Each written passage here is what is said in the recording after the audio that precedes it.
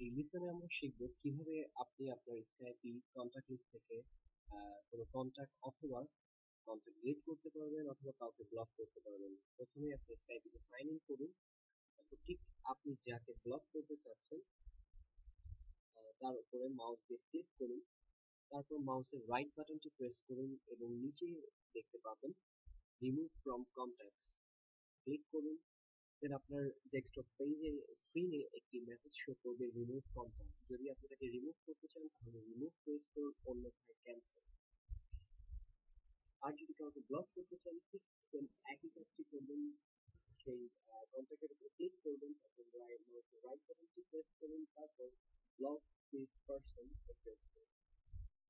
তারপর remove from contact list, তাকে যদি আপনি আপনার কন্ট্যাক্ট লিস্ট থেকে মুছে দিতে চান তাহলে সিলেক্ট করুন এটি, তারপর রিপোর্টে ক্লিক করুন। এরপর তাকে ব্লক বাটনে প্রেস করুন, তাহলে এই লোকটি আপনাকে আর কখনো বিরক্ত করতে পারবে না এবং ব্লক করে দেবে।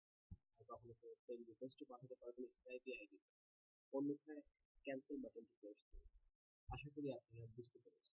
ধন্যবাদ।